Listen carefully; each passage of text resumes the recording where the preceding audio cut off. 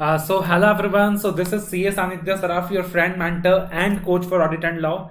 दोस्तों ये जो वीडियो है ना, मतलब बोल सकता हूँ यार कि हो सकता है कि आपका फॉर्च्यून ऑफ योर एग्जाम्स बदल दे। आप 40 से 60 तक अपने मार्क्स को इंक्रीज कर सकते हैं इन ऑडिट एंड लॉ, अगर आपने इस वीडियो को अच्छे से देख लिया, अगर आपने इस वीडियो को अच्छे से समझ लिया और वीडियो में बोली गई हर एक बातें को इम्प्लीमेंट कर लिया, ठीक है ना। छोटी छोटी मगर मोटी मोटी बातें that can actually change the Fortune of your examination in subjects like audit and law. तो देखना भाई, ये जो पार्टिकुलर वीडियो है यार, सीए इंटर सीए फाइनल दोनों ही लेवल्स के लिए बहुत ज़्यादा इंपॉर्टेंट है एंड मतलब बहुत सारी यूजफुल चीज़ें आप लोग इस वीडियो में लर्न करने वाले हो। तो फटाफट वीडियो को लाइक कर दो, वीडियो को शेयर करो और चैनल को सब्सक्राइब करना तो बिल्कुल ना भूलो। तो इस वीडियो के अंदर सर अपन बात करने वाले हैं प्रेजेंटेशन की, जो कि सबसे ज़्यादा अंडर रेटेड चीज़ है। Presentation, the importance of presentation, that is one of the most under rated thing in the CA journey. But presentation एक ऐसी वजह है ना जो रीजन बनता है यार आपके कम मार्क्स आने के। प्रेजेंटेशन एक ऐसी वजह है जो रीजन बनता है आपके कम मार्क्स आने के, कि सोचा था 50 आएगा आया 40, सोचा था 70 आया आया 50। तो मतलब यार वो जो कमी रह जाता है ना काफी बार, वो प्रेजेंटेशन की वजह से रहता है, आपके कंटेंट की वजह से नहीं रहता है। तो अपने को समझना होगा सर कि प्रेजेंटेशन का भी ना इक्वल इंपॉर्टेंस है कंटेंट के जितना, प्रेजेंटेशन का भी इक्वल इंपॉर्टेंस है कंटेंट के जितना। आप एक प्रोफेशनल एग्जामिनेशन दे रहे हो sir, you are giving a professional exam. तो आप जब एक प्रोफेशनल एग्जाम दे रहे हो सर, तो यहाँ पे आपको समझना पड़ेगा कि आपका जो इंस्टीट्यूट है ना आपसे जो एक्सपेक्ट करता है, एक प्रोफेशनल लेवल पे आपसे राइटिंग स्किल्स एक्सपेक्ट करता है, जबकि आप जो लिख के आते हो, आप जो देकर आते हो, वो एक देसी स्टाइल में पढ़ा और बस लिख के आ गया है ना। That is what to deliver. तो आप जो डिलीवर करते हो वो तो इंस्टीट्यूट के एक्सपेक्टेशन के साथ मैच ही नहीं करता। एज अ रिजल्ट आप जो मार्क्स एक्सपेक्ट करते हो वो और जो एक्चुअल में आपको मिलता है वो आपके एक्सपेक्टेशन से मैच नहीं करता है। आप इंस्टीट्यूट को इंस्टीट्यूट के एक्सपेक्टेशन वाला प्रेजेंटेशन नहीं दोगे तो इंस्टीट्यूट आपके एक्सपेक्टेशन वाला मार्क्स आपको कैसे देगा सर, ठीक है ना। तो presentation is one of the most underrated aspects, कि अगर आपने इसमें काम कर लिया ना तो एकदम ड्रास्टिकली आपके मार्क्स इंक्रीज हो सकते हैं। 40 से 60 का जर्नी जो है आप मतलब अचीव कर सकते हो। कुछ छोटी मोटी बातें डिस्कस करूंगा सर इस वीडियो के अंदर, डिटेल्ड एनालिसिस तो पॉसिबल नहीं है, डिटेल्ड में डिस्कशन करना तो पॉसिबल नहीं है, क्योंकि प्रेजेंटेशन अपने आप में एक बहुत ब्रॉड टॉपिक है जिसके बारे में क्लासेस में आपको मैं गाइड करता हूं। तो स्टार्टिंग विद द बेसिक्स, ठीक है सर। की वर्ड्स को अंडरलाइन करने का हैबिट अभी से बना लें। आप जब भी आंसर को लिखें की वर्ड्स को अंडरलाइन करने का हैबिट अभी से बना लें। उससे क्या होता है सर कि आप जब की वर्ड्स को अंडरलाइन करते हो ना तो एग्जामिनर का जो इंफोसिस है, जो फोकस है, वो उन की वर्ड्स में जरूर जाता है। अब खास करके एक ऐसा बच्चा जिसकी हैंडराइटिंग थोड़ी सी खराब है, मेरे जैसा, है ना। तो अगेन एक बार स्टूडेंट ही थे भाई, आज के टाइम पर टीचर है, बट हैंडराइटिंग बहुत खराब है। तो वहां पे अगर आप कीवर्ड्स को अंडरलाइन करते हो सर तो क्या होता है कि एग्जामिनर का जो फोकस है, जो एम्फेसिस है, वो कीवर्ड्स में जरूर जाता है। और अगर आपने कीवर्ड्स में लगभग सारे की प्रोविजंस कवर अप कर दिया है ना, तो इन दैट सिचुएशन चांसेस होता है कि आपको अच्छे मार्क्स मिल जाएं, एग्जामिनर आपका full fledged answer word by word read ना करे। लेकिन अगर आप कीवर्ड्स अंडरलाइन नहीं करते हो तो we are forcing the examiner कि भाई तुझे मेरा एक एक वर्ड रीड करना ही होगा। और अगर आप कीवर्ड्स को क्या करते हो सर, अंडरलाइन करते हो, तो आप एक एग्जामिनर को चॉइस देते हो कि भाई कीवर्ड्स देख लो, भाई मेरा कीवर्ड्स देख लो, भाई मैंने सारे अच्छे अच्छे कीवर्ड्स मार्क कर रखे हैं, अंडरलाइन कर रखा है। तो कीवर्ड्स देखते क्या पता एग्जामिनर इंप्रेस हो जाए, आपको उससे बेनिफिट मिल जाए। दूसरी चीज है सर, आपको ना एप्रोप्रिएट डायग्राम्स बनाने चाहिए सर एट रेलिवेंट प्लेसेस में। डायग्राम्स का मतलब सर पेंसिल स्केल लेके नहीं बैठना है, कलर पेन वगैरह लेके नहीं बैठना है। डायग्राम्स का सिंपल मतलब है एप्रोप्रिएट डायग्राम जहां भी जरूरत लगे, ठीक है ना। फॉर एग्जाम्पल मान लो सपोज क्वेश्चन आता है फंडामेंटल प्रिंसिपल्स, ऑडिट के fundamental principles, basic ethical requirements. तो ऑब्जेक्टिविटी, इंटीग्रिटी, वो सारा आता है वहां पे, है ना। ऑब्जेक्टिविटी हो गया, इंटीग्रिटी हो गया, कॉन्फिडेंशियलिटी हो गया, प्रोफेशनल जजमेंट हो गया, वो सारा आ गया। तो एक आपने ऐसे ट्रायंगल जैसा डायग्राम बना दिया, एक ट्रायंगल जैसा डायग्राम बना दिया, उसमें 5 लेयर्स दिखा दिए और 5 एलिमेंट्स बैठा दिया। 8 पॉइंट है तो एक सर्कुलर जैसा डायग्राम बना दिया और सर्कुलर जैसा डायग्राम बनाकर वहां पे 8 लेयर्स दिखा दिए। हेडिंग दे दिया डायग्रामेटिकल रिप्रेजेंटेशन, फिर आगे बढ़ गए। तो इससे क्या होता है सर, आपका जो पेपर है वो प्रेजेंटेबल लगता है।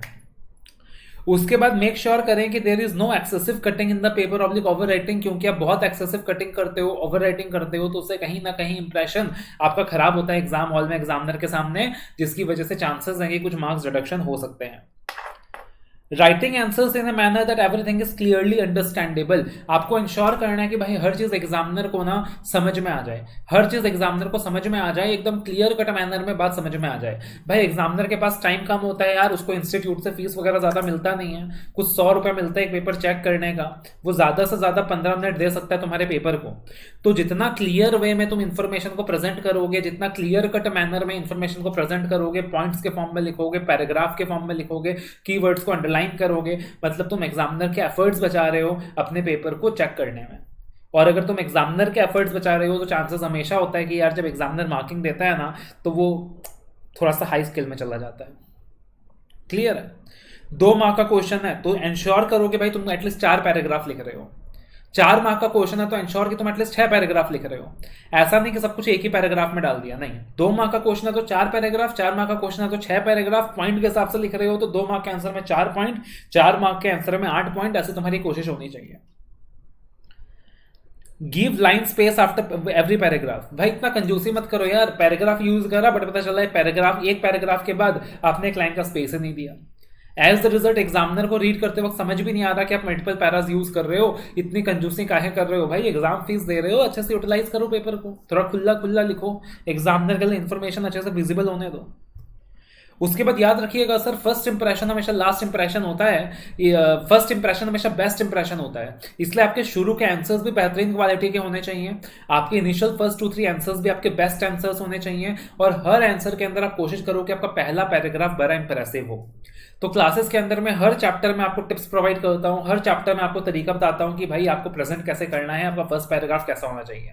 फॉर एग्जाम्पल कारो 20 का क्वेश्चन है तो as per para 3 of CARO 20 notified by central government on this valid date notified under 143 sub section 11, इस तरीके से आपने 2-3 लाइन तैयार कर लिया कि एकदम धांसू प्रेजेंटेशन। राइट, लॉ के अंदर किसी भी टॉपिक का क्वेश्चन है, मान लीजिए लेटर से लॉ के अंदर अपॉइंटमेंट ऑफ ऑडिटर्स का क्वेश्चन है, तो the provision pertaining to appointment of auditors are contained in section 139 of chapter 10 of companies act 2013 read with companies audit and auditor rules 2014। इस तरीके से स्टार्टिंग में धांसू प्रेजेंटेशन बना लिया। स्टैंडर्ड का क्वेश्चन है तो भाई कोई एक पार्टिकुलर फ्रेज उठा लिया बढ़िया से इंट्रोडक्शन के लिए कि एग्जाम में अपन फर्स्ट ये फ्रेज लिखेंगे, उसके बाद अपने आंसर को लिखेंगे। तो क्या होता है कि एग्जामिनर जब आंसर आपका रीड करना स्टार्ट करता है, फर्स्ट पैराग्राफ इतना हाईफाई दिखता है उसको यार, तो उसको लगता है कि बच्चा मेहनत करके आया है, बच्चे ने कुछ अच्छा लिखा है। और लास्ट पैरा हमेशा अच्छा होना चाहिए, एकदम क्लियर कट मैनर पे आपने अपने कंक्लूजन को ड्राफ्ट किया होना चाहिए। उसके बाद अगली चीज sir, case studies. Case studies में आपको किन बातों का ध्यान रखना है सर? कोई भी केस स्टडी बेस्ड क्वेश्चन आएगा तो कोई भी केस स्टडी बेस्ड क्वेश्चन आएगा तो आपको अपने आंसर को 3 पार्ट्स में डिवाइड करना है सर। पहला इशू इन्वॉल्व का एक पैराग्राफ होगा जिसमें आप छोटे वे में बता दोगे what is the issue involve. उसके बाद प्रोविजन एंड एक्सप्लेनेशन का एक पैराग्राफ होगा, थर्डली कंक्लूजन का एक पैराग्राफ होगा। ठीक है, तो फॉर एग्जाम्पल क्वेश्चन आता है डिस्क्वालिफिकेशन ऑफ डायरेक्टर्स के ऊपर, सबसे पहले क्वेश्चन की हेडिंग दे दो आंसर टू 3B, मान लीजिए 3B है तो आंसर टू 3B, ये एकदम सेंटर ऑफ द पेज में देना, पूरा हाईलाइट करना। फिर issue involve, disqualification of directors, फिर प्रोविजन एक्सप्लेनेशन, तो मल्टीपल पैराज में आप आंसर लिखना है, मल्टीपल पैराज में आंसर लिखना है। फिर कंक्लूजन क्लियरली कंक्लूड करना है, ठीक है ना, फिर कंक्लूजन क्लियरली कंक्लूड करना है। तो this is how you are suppose to draft your answer, this is how you are suppose to write your answer. उसके बाद ध्यान रखिएगा सर, अगर एक आंसर ने आपका ऑक्युपाई कर लिया है more than 60-70% of the page, almost 70-80% of the page occupy कर लिया, फिर अगले आंसर को सेम पेज से स्टार्ट मत करो यार, नए पेज से स्टार्ट करो, फ्रेश पेज से स्टार्ट करो। ऐसा मत करो कि 70-80% ऑफ द कंटेंट तो एक आंसर ऑक्युपाई कर चुका है और अगला आंसर का 2-3 लाइन एक पेज में आ रहा है, उसको नए पेज से स्टार्ट करो। ठीक है, तो ये हो गया बेसिक गाइडेंस। उसके अलावा सर थोड़ा सा लैंग्वेज में काम करना है sir, language is also a part of presentation. तो जब हम लैंग्वेज की बात करते हैं तो एक एक शब्द याद करना तो पॉसिबल नहीं है सर, एक एक वर्ड याद करना तो पॉसिबल नहीं है, लेकिन कुछ अच्छे वर्ड्स, कुछ अच्छे फ्रेजेस याद कर सकते हो, और जहां जहां पॉसिबल है उन फ्रेजेस को आप लिख के आ सकते हैं, है ना। जैसे ऑडिट के अंदर जो अच्छे फ्रेजेस है, risk of material misstatement, professional scepticism, assertion level, nature time and extent, account balances, class of transactions, ये सारे वर्ड्स यूज करके आइए, जितना हो सके उतना यूज करके आइए, रेफरेंसेस यूज करके आइए। लॉ में जैसे नॉट विथ स्टैंडिंग हो गया, सब्जेक्ट टू हो गया, प्रोवाइडेड हो गया, ये भारी भरकम जो शब्द हैं इनको यूज करके आइए जहां जहां पॉसिबल है। और फिर अपने लैंग्वेज में आप क्या कर सकते हो सर, कंटेंट को ड्राफ्ट कर सकते हो। याद रखना एक एक वर्ड आपके लिए याद करना पॉसिबल नहीं है सर, बट कुछ कॉमन वर्ड्स ऐसे होंगे, कुछ कॉमन वर्ड्स ऐसे होंगे जो बार बार यूज होता है, आप वहां प्रेजेंटेशन पे काम करो। फॉर एग्जाम्पल काफी जगह आपको लॉ में मिलता है यार कि this provision is not applicable to this very company. मान लीजिए rotation of auditors is not applicable to 1% companies and small companies. तो यहाँ पे यार एक बच्चा लिख के आ रहा है rotation of auditors is not applicable to 1% companies and small companies, और दूसरा बच्चा लिख रहा है rotation of auditor is not applicable to point number 1% companies as defined under section 2 clause 62 of companies act, small companies as defined under section 2 clause 85 of companies act. समझ रहे हो? तो प्रेजेंटेशन का डिफरेंस समझो। कॉमन चीजों में आप presentation में डिफरेंशिएशन क्रिएट कर सकते हो। सेम जिसको लिखने का जो तरीका होता है उसमें आप प्रेजेंटेशन में डिफरेंशिएशन कर सकते हो। Always know the art of elaborating and developing a small concept into steps. For example दीजिए सर कि ऑडिटर को रिमूव करने के लिए स्पेशल रिजोल्यूशन पास करना है, सीजी अप्रूवल चाहिए, बोर्ड रिजोल्यूशन पास करना है, इतना कॉन्सेप्ट है। अब इसको आप स्टेप्स में डिवाइड कर सकते हो, 8 से 9 स्टेप्स का आंसर बना सकते हो। कैसे सर? बोर्ड रिजोल्यूशन बनाने के लिए बोर्ड मीटिंग बुलानी होगी, फिर बोर्ड मीटिंग बुलानी होगी, फिर बोर्ड रिजोल्यूशन पास करना होगा। स्पेशल रिजोल्यूशन पास करने के लिए जनरल मीटिंग बुलानी होगी, जनरल मीटिंग का नोटिस जाएगा, फिर मेंबर्स को बुलाया जाएगा, फिर जनरल मीटिंग में स्पेशल रिजोल्यूशन पास किया जाएगा, फिर उस स्पेशल रिजोल्यूशन का इंटीमेशन आरओसी को जाएगा। तो ये सारा पॉइंट्स में लिख दो, बन गया 7 से 8 स्टेप्स। तो छोटा सा कंटेंट था, स्मॉल कॉन्सेप्ट था, लेकिन आपने स्टेप्स में डिवाइड कर दिया, आपने टुकड़ों में डिवाइड कर दिया।